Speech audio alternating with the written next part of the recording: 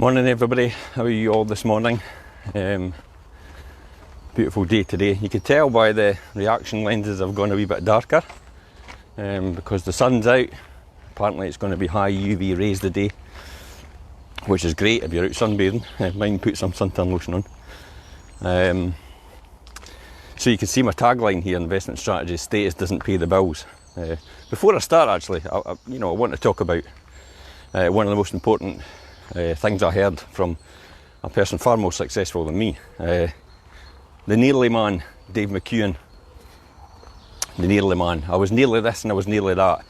I remember 25 years ago, or more, maybe 30 years ago actually, listening to Dave McKeown from stage.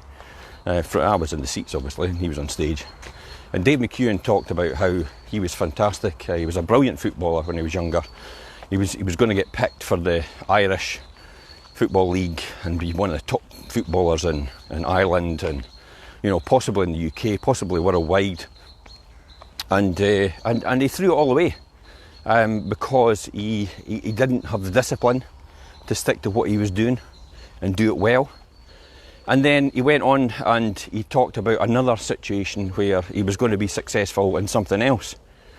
And he almost did the same thing. The pattern, the behaviour led to the same thing. Just as he was about to get it, he ended up sabotaging it, almost like a self-sabotage, because he didn't feel he deserved the success. That's a weird thing to think, but a lot of people mentally don't think that because other people tell them that. So he called himself a nearly man. Oh, I was nearly this and I was nearly that. And I have great respect for Dave McKeown for what he's achieved, because he retired, I think, probably when he was about 35 years old, 40-year-old, never to work again. And it's no about wealth and all the rest of it, but he had that. But he said that the thing that drove him the most is he never wanted to be the nearly man anymore. He never wanted to look back and think, I was nearly this and I was nearly that. And I kind of think that resonates with me a lot, in the fact that I don't want to be the nearly man. I nearly could have done this, I nearly could have done that, I could have been this, I could have been that. Well, why did you know? Well, this is why I'm doing this. Putting myself out of my comfort zone to talk to people I don't even know. But I'll get to know yous. If you want to make a comment, ask a question in the comments, feel free. More than happy for you to do that, and I could answer your question. But what I'm going to talk about is status doesn't pay the bills. This is one of my properties that I bought, and this is the most resonating story for me. I'm going to see if I could maybe get a wee seat somewhere. Bench. I see a bench. See a bench. This is a beautiful bench. Hear all the noises.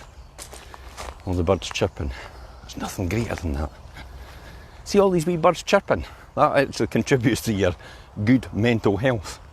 Because they're almost like singing a song. I remember seeing somebody hug a tree and I went, oh, and ran away from them. But now it's like, no, I get it.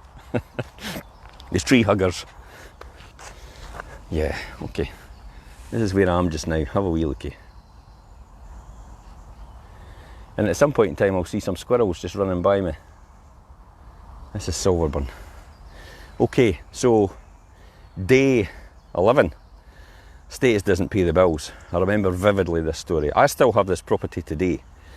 This is the property that we moved into. And I never wanted to be the nearly man. I recognised that status doesn't pay the bills. I had learned to do that. I mean, I was really uncomfortable in situations, but I put myself out of my comfort zone in order to get what I wanted and achieve what I wanted. And the fear of being judged is a big thing for a lot of people. Me included. Will people judge me if I do this? Will they say something negative? You just have to put yourself out there and do that. Hi, Derek. And I think that's the fear of being judged. Anyway, the status doesn't pay the bills. So I lived in a beautiful 3-bedroom semi-detached house. I was a financial controller with one of the best manufacturing companies in Fife. I was also had a brand new top of the range company car. Status. Look at me. I'm successful. Well, no really. All you're doing is all it is success at a different level. David Butler. That is the very person that's come on to watch this. Dave Butler was one of my mentors years ago in a business system called International Business Systems, and it blew me away. What that guy's done for me is unbelievable, and he's accelerated me to the point where I am just now. And if it wasn't for Dave Butler, and if it wasn't for Jerry Scriven or anybody like that, I would never be where I am. And it was Dave McEwen, it was at one of his functions, it spoke about this. So anyway, so I digress. Status doesn't pay the bills, definitely doesn't pay the bills. So I was in a 3-bedroom, semi-detached, working all the hours God sends. My wife was working all the hours God sends. We had a young daughter, Tony, but we never had any time for each other. We never had time together at all. There was too much month at the end of the money, if that makes sense. So in other words, we ran out of money before we got to the end of the month, and mortgage rates were hugely high. And after hearing all this and realising what I was doing, I had to change my pattern of behaviour in order to get what I really wanted. So what I decided to do is I moved from that position in a 3-bedroom semi-detached house, and I moved into one of the worst streets in Methil. Now, I went to my estate agent at the time, who I very respected very much. I wasn't an estate agent at the time, I was just a property investor. I went to my estate agent, who I respected very much, and he took a double take as soon as I said what I was going to do. And he said, "Jim, do you realise you're standing in the community? Do you realise how many people look up to you and how many people respect what you do?" I never knew anything about that. I'm just me, But it was a status thing for him, and I respected him. So, I knew what I was doing. The ultimate thing that I was doing is I was taking a step back in order to move 3 steps forward later on. And I knew where I was going because I had it planned out, because of the people that helped me, I just mentioned before. So I knew where I was going, and I knew where I wanted to be. And I knew this is part of the decision I had to make, and it was uncomfortable, but I was going to make it. So he got caught up in status, this person that I respected. And he said that, and I said, "Look, out of respect, it's Friday, I'll take the weekend to think about it, and I'll give you a call on Monday and tell you if I'm selling my house or not." The reality was I'll sell my house. I just didn't want to tell him straight away that's what I'm doing.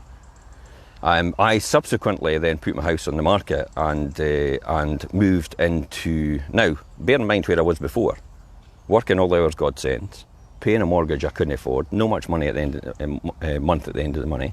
Or money at the end of the month, and that's where I was. So what I did from there is I then took that step back, but I bought a flat which was half the price of what I was living in just now, and half the running costs. And what that allowed me to do is it allowed my wife to effectively retire. Now, retirement's not about sitting on the porch watching your dog die. That's not what retirement is. Retirement to me is being able to have the financial choices and decisions to do what you want to do when you want to do them. That's what true retirement is. So if you don't want to do something or don't want to work, then you can go and you've still got the income coming in to do that. Passive income. This is why investment strategies. But I'll go back to this. So I moved into this property. Our mortgage went down a record amount. We're paying hardly anything. I was able to have a lot more money to do what I wanted to do. My wife took a redundancy. I got a good redundancy package. And then what I did was that redundancy package, I then invested in more property and bought more houses, about 5 or 6 more houses. And I continued to do that over a period of time. So I effectively took that one step back and swallowed my pride, and got on with it and moved forward. So that's probably the bit, and I still have this property today. That's over 27, 28 years ago, and I still have this property today. And then when we moved out of that property 5 years later, this is why it's today, I then put it in my buy-to-let business and continue to rent it, which apparently gives you good tax advantages because you lived in it before. They're starting to take these tax advantages away now. They've been changing them currently in the fiscal, the budget. But still, it's not the point. It's the fact that I took that step back to move 3 steps forward and moved on like that. An interesting story about status and how people perceive you. I do remember out of this, is when I was in between jobs. I had left my position as a financial controller, and I was about to start another position as a financial director. Financial director before I was 30-year-old. That was on my bucket list. That's what I really wanted to achieve, financial director before 30. So I was appointed a financial director at 29-year-old, and I had a wee bit of time in between. So I remember going out to work with my father. Now, my father runs a cleaning business, and he has run for very successfully for all years. My father's not got any debt at all. He has learned, and I've learned a lot of strategies off of him about building wealth. And I went out with him to clean the windows. And I used to chuckle, because I remember one person coming up to me when I was cleaning the windows in between the 2 weeks I was due to start as a financial director. And I remember him walking past, and all I heard was, "It's no come to this, that you've had to lower your standards this much to clean windows, have you?" And I was gobsmacked, but I also chuckled to myself, because I felt that, clearly that person had status. But as I said, status doesn't pay the bills. Sometimes you've got to swallow your pride. You've got to stop thinking about what other people think about you and just get on with what you're doing.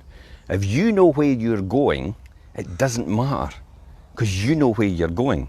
And hold on to that, and hold on to that dream, and hold on to what you want. Do you really want to be the nearly man or nearly woman?